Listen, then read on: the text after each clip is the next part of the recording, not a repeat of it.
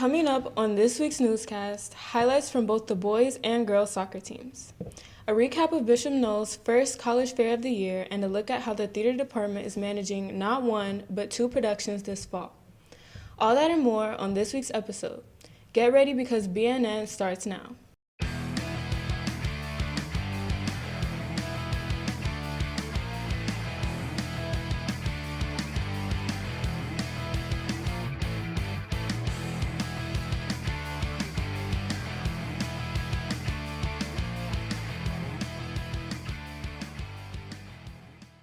I'm Bailey Randall.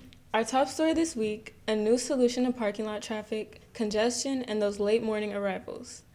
After last year's challenges during drop-off, Bishop Noll is rolling out a new option for parents to help ease the morning rush. Here with the details is David Ferreira. On August 20th, Bishop Noll announced an important change to help with morning traffic. The goal is to reduce congestions out front and keep all students safe. This area is now the designated spot for parents to pull up, drop off their students, and move along without blocking traffic. Let's hear Officer Herrera's opinion about this. Well, I believe, based on my opinion and what I'm hearing up front, because I'm normally on this side due to the fact that it's a new drop-off zone, I thought the importance of me being on this end of the school would help with the whole transition process. But from what I'm hearing up front, we've reduced at least 50, 60 cars, which helps with the flow with safety. When we have a large number of students that are actually crossing in front of cars back and forth with the two lanes up in front of the school, there was always that concern of, a child being hit by a car. So by reducing the traffic flow, I believe that we've accomplished what we wanted here with a little bit more helps with the transition for the parents to get to their next stop safely, which is our most important goal here. Cars should park on the side of Chicago Avenue and make sure students are ready to exit the vehicle quickly. Parents are asked not to park or wait in this area, since the goal is to keep the traffic flowing. Another benefit is that the main entrance of the school is now less crowded. Students too are noticing the difference in how quickly they can get to class on time, not be late in the morning. I thought that it was really nice to have it's less traffic and it's easier for me to come into school and just get straight to my locker and to my class. No hassle. I do think this change was necessary because it's easier for kids to get into school and there's not so much traffic for class of 28 or class of 29 or any other older students getting into school.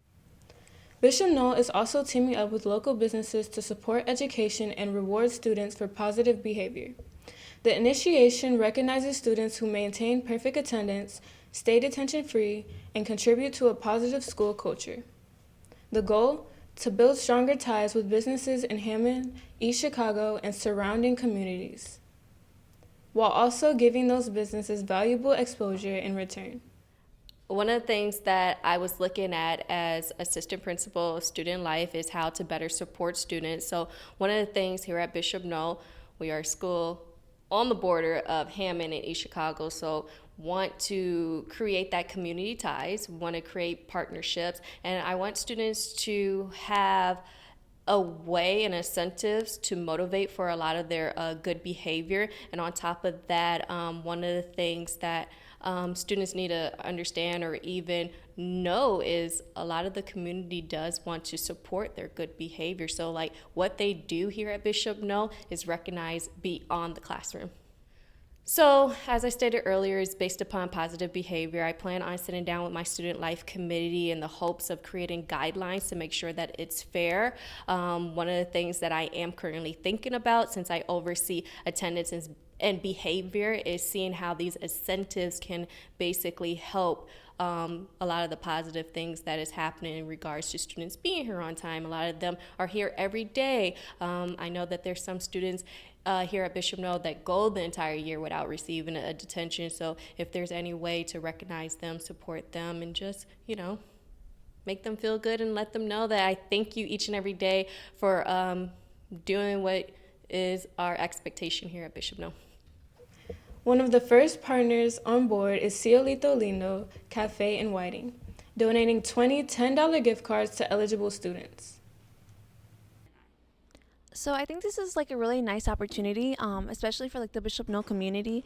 So Cielito Lindo is a Latino-owned business, so I think it's like really nice that we get to have that like kind of like we can involve that like culture into like our Bishop No school.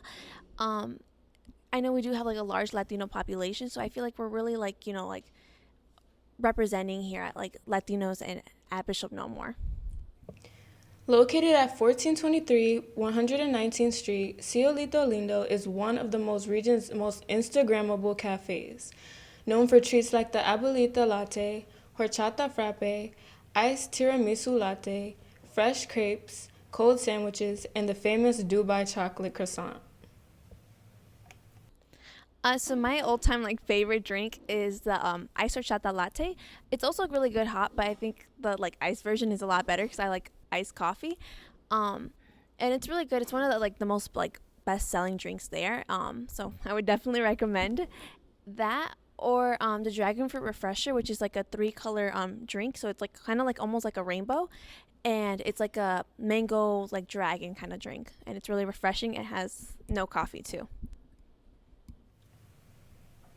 If you're a local business owner interested in joining the program, contact Victoria Hibbler at vhibbler@bishopnoll.org. Last month also brought the first college fair of the year.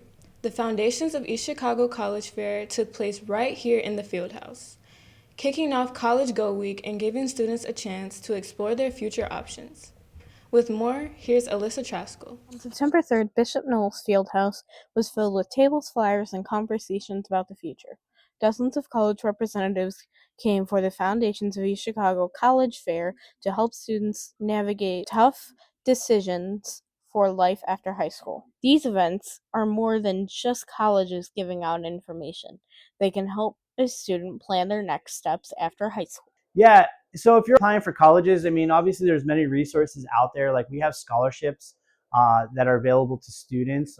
We have a Google link on the Google Classroom that actually takes the students to a Google sheet that we created that has different scholarships listed on there.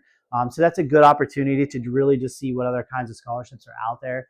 And then, of course, we have our Navion system that can help you find different scholarships or other colleges to apply to that could help you match what you're looking to get into. So if anyone has any questions, whether you're a freshman through senior year, they can come see me. I am the college and career advisor here with the school. So I'm more than happy to answer any kind of questions a student may have, whether it's college related, career related, or financial aid related for after high school. The tools described in the interview are designed to make students feel supported in their decisions after high school.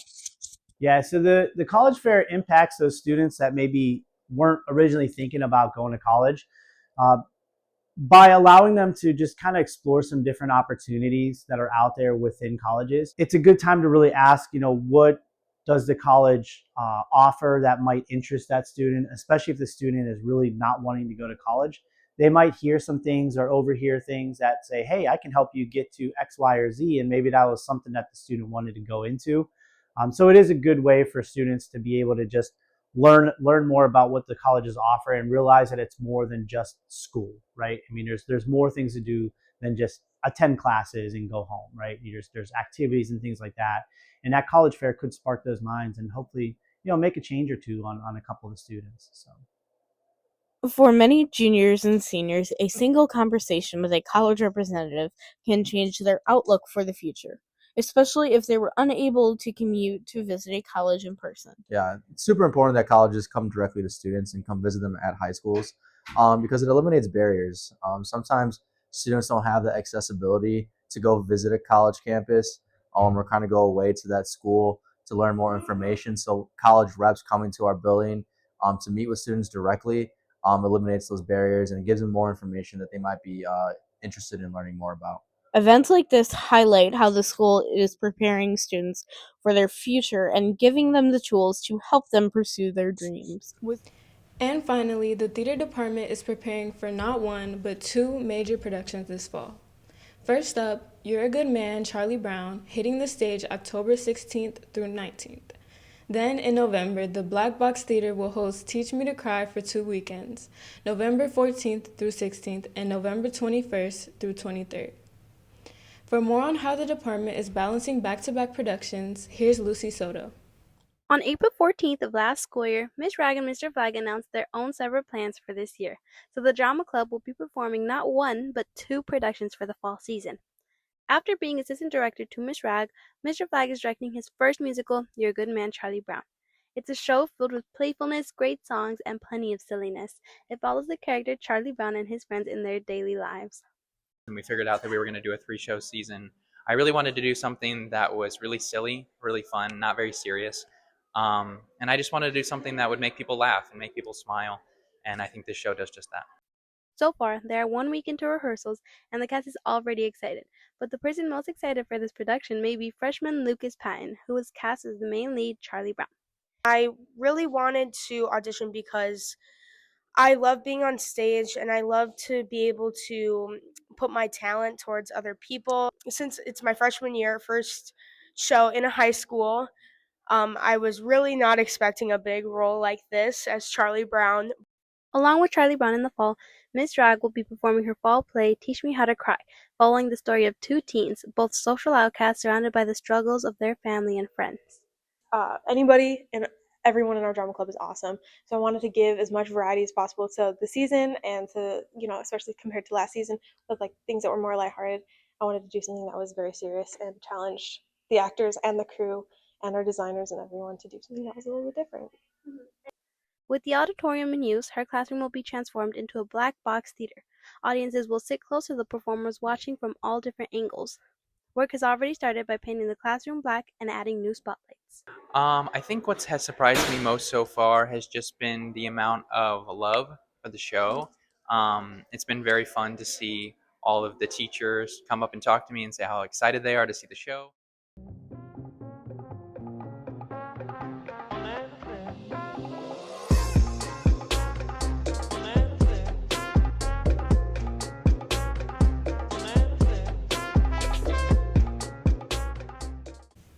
Let's dive into Warrior Athletics. I'm Ava Lira. The football team is looking to bounce back after a tough 36-31 loss to Lake Station last Friday.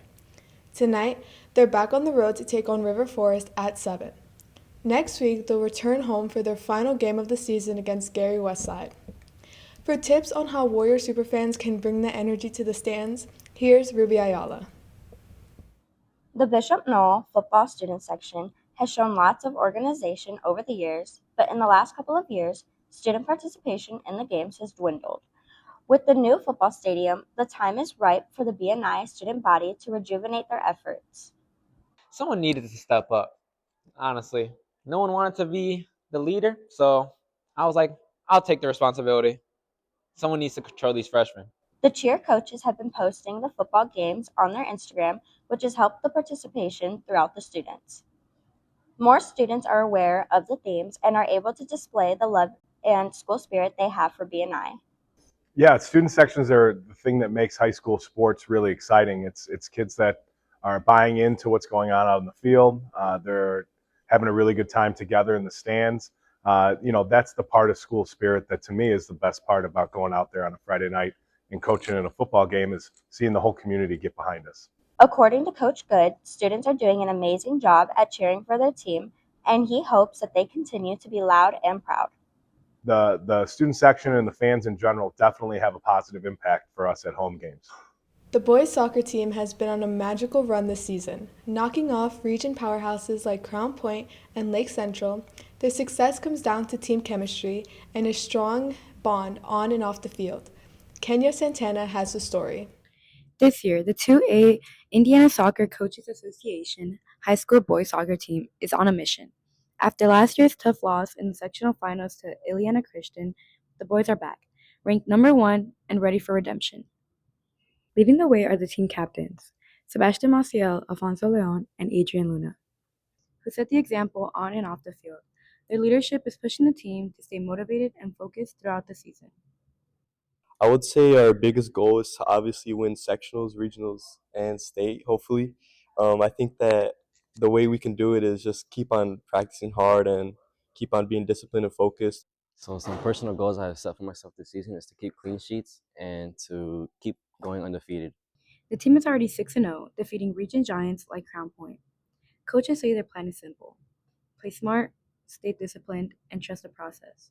With a new game plan and higher intensity in practice, they believe this year's team has what it takes to go all the way. This is what they worked for. So um, they know they have to train at that level and they have to participate in every game at that level. So no pressure. It's just the standards set a little bit higher. A strong new striker has added fire up front, while a freshman goalkeeper has stepped up with confidence between the net, proving he can handle the pressure. Some personal goals. I've been working on my weak foot, improving my endurance, and just communication with the teams and just helping organizing better.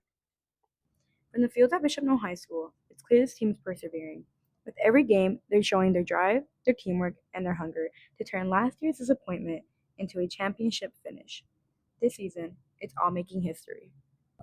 Just leaving it all out there, being able to say that they've tried and gave it their very best every practice, every game. And I think it'll be a special game. The boys will continue their postseason journey when they face conference rival Indiana Christian in the 2A sectional semifinal, right here at home October 8th at 7 p.m.